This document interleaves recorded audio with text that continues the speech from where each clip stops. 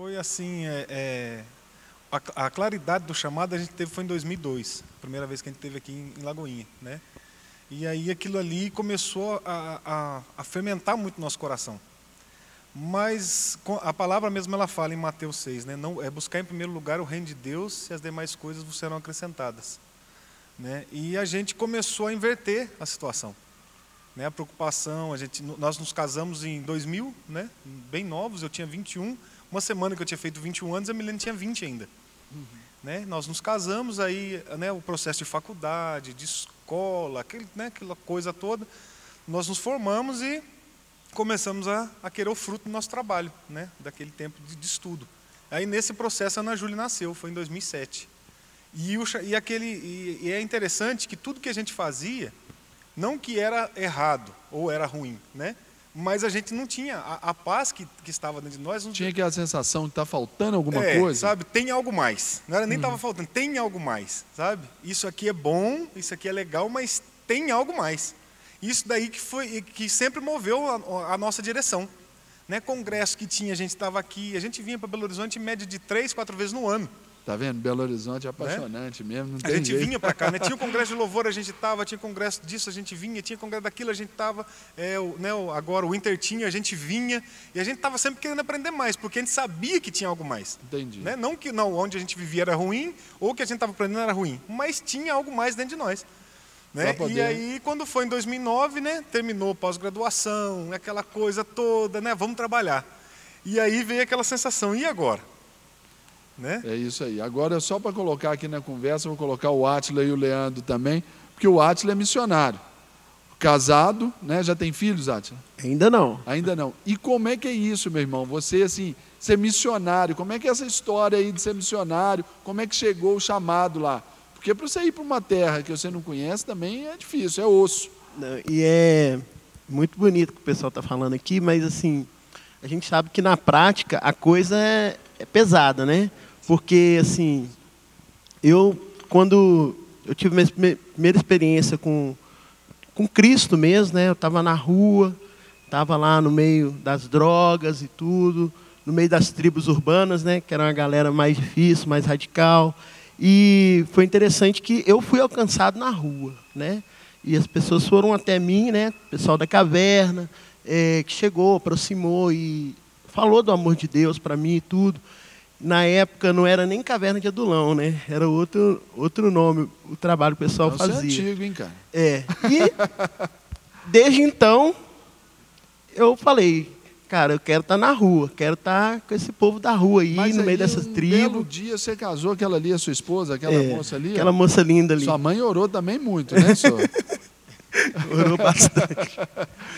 Aí, Deus é bom, Deus é bom. Conheceu como é que é o nome dela? Fabiana. A Fabiana tá ali. Fabiana, Deus abençoe, viu, querido? Aí você conheceu a Fabiana e também vem a preocupação, cara. E aí, eu vou viajar em missões. O que você já fez aí nesse mundo aí com a Fabiana?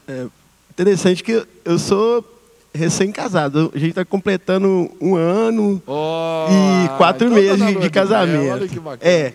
Mas assim, foi muito, muito louco, porque eu sempre trabalhei assim para o Senhor, sempre servi a Deus, fui para Jocum, tive uma experiência boa lá, trabalhei na favela aqui em Belo Horizonte, lá no Morro das Pedras, a gente abriu o projeto lá que é o Reconstruir, faz parte lá da caverna, e a gente sempre tem essa parceria, né, de trabalhar junto com essas agências missionárias.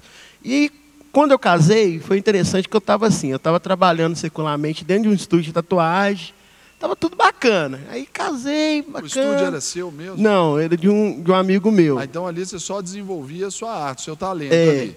Ali que vinha o seu ganha-pão. E eu trabalhando lá direitinho, ganhando meu sustento, bacana, vamos casar, aquela coisa toda. Casei e achei assim, não, agora eu vou ficar sossegado, né? Porque eu já trabalhei muito com missão, agora é meu tempo de ficar casado tranquilo aqui.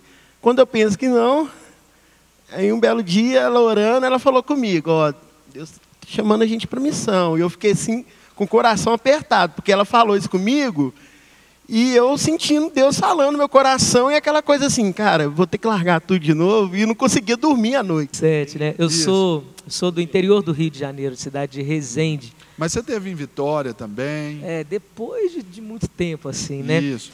Aos 18 anos eu me converti, né? Eu converti e Deus começou a fazer tantas coisas assim maravilhosas na nossa vida. Já namorava a Aline, que hoje é minha esposa. Sua mãe também orou muito. Minha mãe. E aos 22 anos, eu me lembro que eu era muito ativo na igreja, fazia muita coisa antes no mundo, né? Eu tocava em bandas fora, e eu me lembro que eu me converti, na noite seguinte eu já estava dentro da igreja, nas consagrações, que tinha reuniões de oração que tinha na igreja, e começou a arder no meu coração a respeito de ministério, a respeito de ter vida. Qual que é o contraponto, Leandro? Porque aí você está falando, você tinha 18 anos mais ou menos. Isso. Não é isso? E o contraponto com os sonhos dos jovens de ter aquela condição de ter. Peraí, eu quero, quando eu crescer, como é que é isso? Isso é algo que nós ficamos relutando muito dentro de nós. Por quê? Eu acho que o sonho de todo pai e mãe que leva a vida inteira educando o seu filho é vê-lo bem encaminhado profissionalmente. Minha mãe olhava para mim e falava assim, meu filho, o Leandro já está pronto, já agora é só ir casar, porque trabalhava numa multinacional, estava seguindo carreira nessa multinacional, estava fazendo a faculdade dos meus sonhos e eu conseguindo pagar minha faculdade de sistemas de informação, né? Então eu estava com a vida, vamos dizer assim, toda bem estruturada para só deixar seguir que tudo ia correr. Meu sonho trabalhar com informática, já era técnico em mecânica industrial, então juntava mecânica com informática, dava mecatrônica e mexia, e era assim uma carreira promissora pela frente, entendeu? Os horizontes estavam totalmente abertos. Exatamente, né? E era o que eu desejava, era o que eu queria desde quando eu era mais novo, vamos dizer assim, porque pequeno ainda sou, né? Ele que disse, eu não falei nada, vocês viram, né? E então, Serginho, começou a brotar. Eu acho que esse chamado, ele nunca é de fora para dentro. Eu sei que as coisas externas que acontecem, por exemplo, o pastor Gustavo falou a respeito de congressos, às vezes que ele ia, eu também sempre fui a congressos assim, eu sei que pode gerar essa expectativa de fora, mas começa lá dentro.